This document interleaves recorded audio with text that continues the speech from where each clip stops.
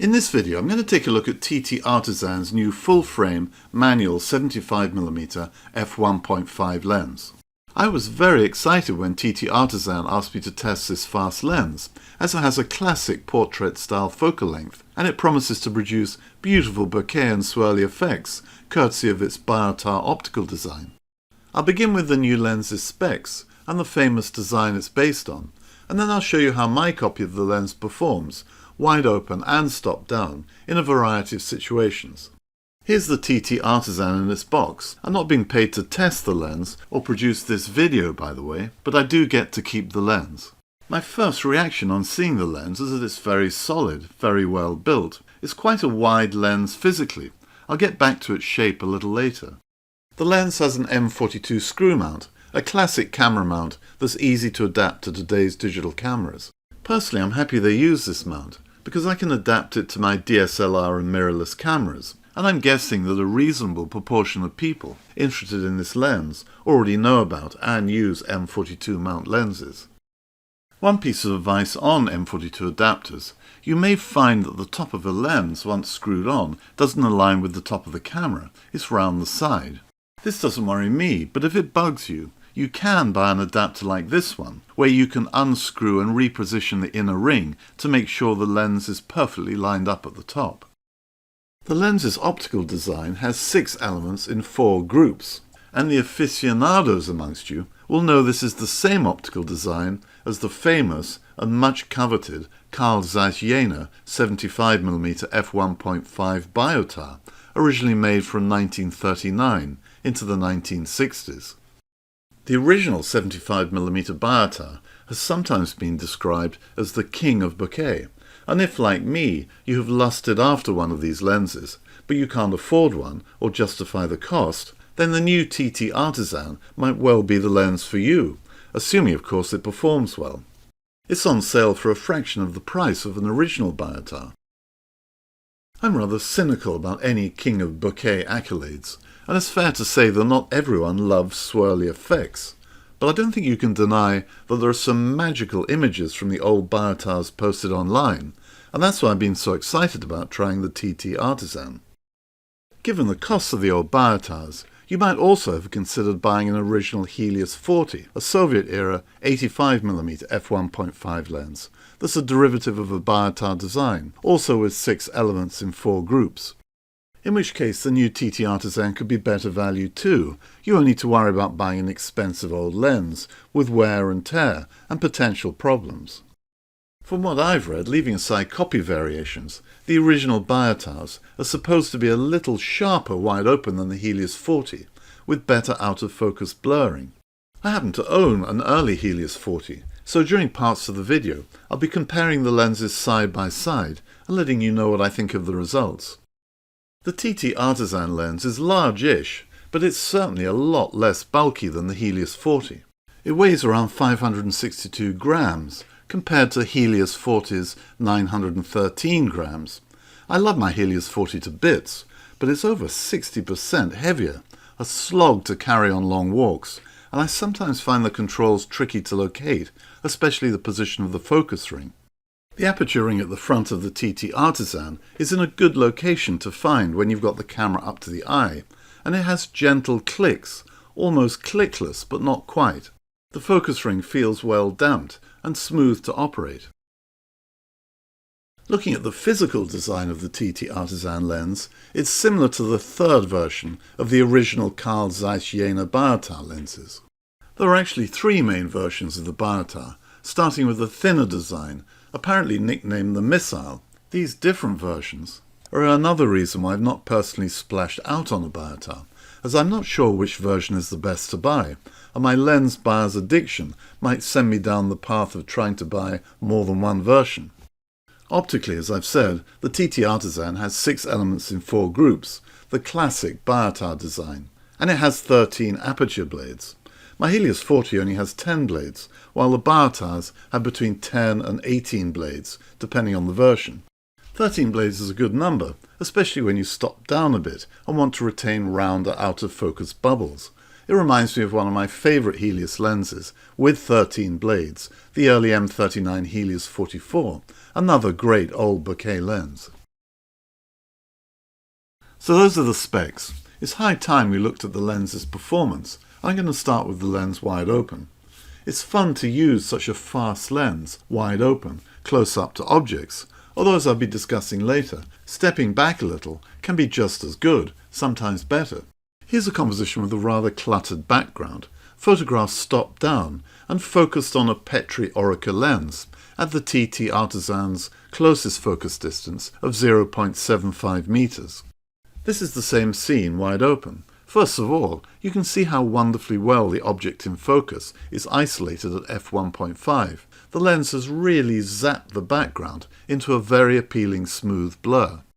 Now I'll zoom into the lettering on the front of the Petri, and you can see that the lettering at the top has been well rendered and is nice and sharp for a vintage lens.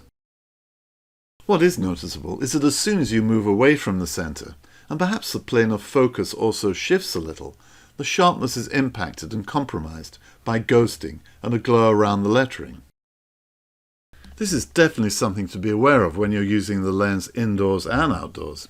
If you miss the focus by just a fraction, what you think will be in focus and sharply rendered can in fact have ghosting and a glow, rather than crystal clear sharpness. It doesn't mean the lens is not sharp wide open, it simply means you have to nail that focus, which is not always as simple as it sounds.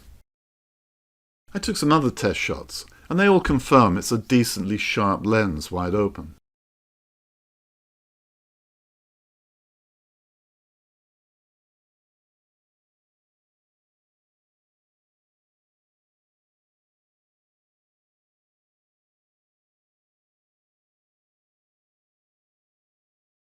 For all these shots, I also tried my Helios 40 in a head-to-head comparison.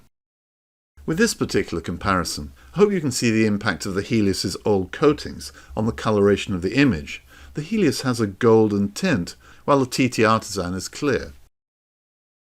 In terms of relative sharpness, the margin of error on focusing is minuscule, but I found the TTArtisan is the sharper lens wide open. Now we've seen the indoor tests, let's look at how the lens performs outside. I very much enjoyed the experience of using the lens outside. 75mm is an interesting focal length on full-frame sensors, capable of taking more creative shots than say a 35 or 50mm standard lens, and 75mm is a good telephoto length on crop sensors for all sorts of scenes. Plus, with this lens, it's a lot of fun seeking opportunities to capture that swirly bokeh. Although I must say, the lens is far more than a one-trick swirly bokeh monster. Wide open, the lens is excellent for subject isolation and smooth background blur, even when you're taking photos with quite cluttered backgrounds.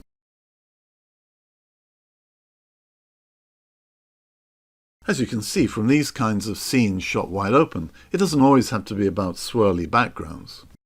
I do like the colours produced here. And I should add that my photos in this video have some, but generally minimal post-processing, unless otherwise stated. If you like producing bubble bokeh, the lens is excellent at that. It produces lovely, big, juicy bubbles in the right conditions. Critically, as a new lens, it's great not to see any of the dust and debris inside the bubbles that you can get with many old lenses. The in to out of focus transitions with closer up shots are quite narrow, as to be expected from an f1.5 75mm lens, but they don't look too artificial, more artistic I think. The wide open sharpness profile we saw in the test shots are also apparent outdoors. Wide open, if you are here, at the center, then the lens is sharp with good rendering. But when you move away from the center, to here for example, the lens starts to produce ghosting and a glow to the lettering. Personally, I'm okay with this. It actually helps to give the center of a wide open image a 3D pop. It's just something you need to be aware of if you're looking for edge-to-edge sharpness. I find myself stopping down the lens a little sometimes to get the benefit of sharper results. Take for example this shot of a bee on a sunflower. Stopped down, it's really very satisfyingly sharp. Turning to swirls, as with all these swirly bokeh lenses, it's a matter of finding the right kind of composition and light, with the right kind of spotted highlights in the background. With the right conditions, it's not difficult to produce swirls, and it's fun experimenting with the best focal length, and even f-stop, for maximizing the appearance of those swirls.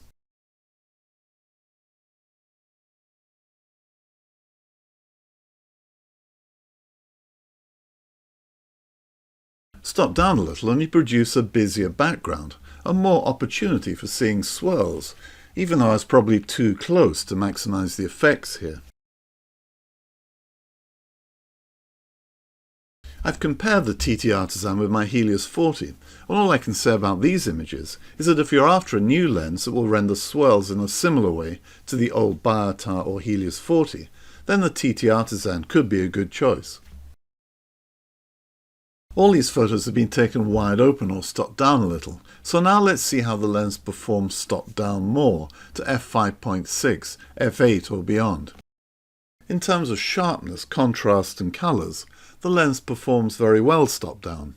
I'd be quite happy to use the lens stopped down as a walk-around or landscape lens, where I wanted an extended reach over a standard fast 50.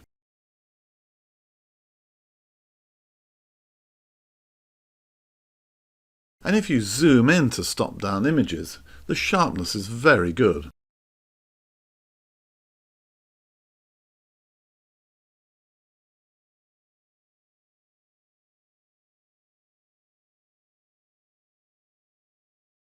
This isn't the most action-packed image from a dog show, but it gives you a good indication of how the lens can perform at f5.6. I also tested the lens for chromatic aberrations and flares. The lens can produce purple or green fringing in extreme conditions, depending on whether you're just in front or just behind the plane of focus. I was rather pleased to capture this effect when I was trying to take a photo from our house of a rainstorm and a street light. Here's the scene full frame, and here are crops from two different photos with a slightly different focal point. You can clearly see the purple and green fringing effects. However, I should stress these are extreme conditions. For the vast majority of time, I haven't found fringing to be a serious problem, and it often doesn't appear at all, even in bright light conditions. For example, here's a straight out of camera shot taken wide open, into a bright sky, and I can't see any fringing at all. The lens does flare wide open, if you point it directly to very bright light, but in most other situations, when I use a hood, the lens has pretty good flare control. The lens has a 58mm filter size, by the way. Shining a torch across and into the TTArtisan and the Helios 40, both with hoods, the Helios 40 produced more flare artifacts wide open, and also produced more flare from light passing at an angle across the front of the lens. Stop right down, the TTArtisan produces sunburst rays, but it does not produce nearly as many obvious flare artifacts when you point it into the sun as some other lenses. And at night, the lens's 13 blades can create some fine starbursts.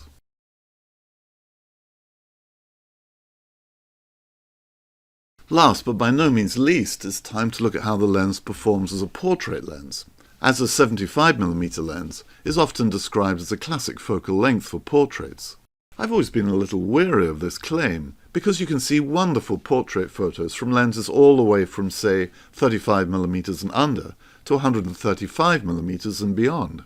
Nevertheless, a fast 75mm lens is undoubtedly a great choice, especially for head and shoulders portraits. Something I tested at London's Victoria and Albert Museum, where I wasn't the only one with an artistic interest in the exhibits. It's amusing to see what other photographers get up to in the museum. Perhaps I should have hired that model myself. The museum has some interesting lighting, good for capturing bubbles in the background.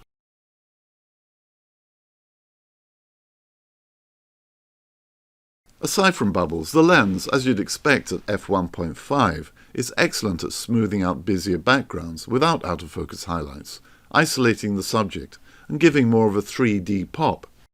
And I like the rendering of even busier backgrounds. On to real people, and you can exploit the way the lens smooths out backgrounds to isolate the face. Or you can find the right background to take advantage of the swirly bokeh to frame your subject, if that's the effect you want. Some of the portrait effects look particularly good in black and white, where you can convert the images with a smoother style of processing. Or you can extract more of the details in the background to bring out those swirly highlights. The brightest parts of the face in this image are overexposed, but I still think it's a strikingly interesting result, with all the swirls from the trees. Here are a few more portrait comparisons top down versus wide open. Clearly the lens doesn't completely smooth out busy backgrounds, and you may feel that it's sometimes better to take these portraits top down rather than wide open. And finally, a colour snap of a dog we saw at the local dog show. The details captured on the dog's face are very impressive. So that's my demonstration of the capabilities of the new TTArtisan 75mm f1.5. As I mentioned at the beginning, the lens is a recreation of a classic Biotar design lens that has sometimes been described as the king of bokeh. The TTArtisan certainly can produce similar effects to the Biotar and its derivative, the Helios 40. Compared to my Helios 40, there are a lot of similarities. The main difference, apart from the extra 10mm, is the colour rendering. The Helios produces a vintage-style tint, while the TTArtisan has cleaner colours. But they are colours you can always tint in post-processing, if you want. It's also worth noting that compared to the Helios 40's little sibling, the Helios 44-2, you'll find the TTArtisan is like a supercharged bokeh monster, with a much narrower depth of field and much bigger bubbles. So is the TTArtisan a new king of bokeh? Well, that depends. It depends on what kingdom you're living in, if I could put it like that. If you live in the kingdom of swirly bokeh, swirly effects produced by a fast 75mm portrait lens, then yes, the new lens is a king of bokeh. It ticks all the boxes for this accolade. It's sharp wide open if you nail the focus. It produces swirly bokeh, not just wide open, but also stopped down a bit. Indeed, stopping down can help to add details to that swirly effect. On the other hand, if you live in the kingdom of soap bubble bokeh, where the bubbles have distinct lines around them, then a triplet design lens will be the king of that effect. And in case you don't know, TTArtisan have also made a very effective triplet lens, a 100 f2.8. If you don't particularly care for swirly effects and prefer super smooth, out-of-focus rendering, then the TTArtisan can produce this look as well in the right conditions, although it's only one of many ultra-fast lenses that can do this. My own conclusion is that TTArtisan has done us a big favour by introducing this lens. It gives us a chance to buy a new 75 f1.5, where the original old lenses have, over the years, become way too expensive for many of us to buy. It's a lens that opens up many creative opportunities for low-light and high-light photography. It's great for portraits, and it's also a perfectly decent and not overly heavy walk-around lens. If you're interested in the lens, I've included an affiliate link to TTArtisan in the description below. I'd be very interested to read comments on what you think about the lens. You can view some of my photos from this video on Flickr, and until the next time, all the best.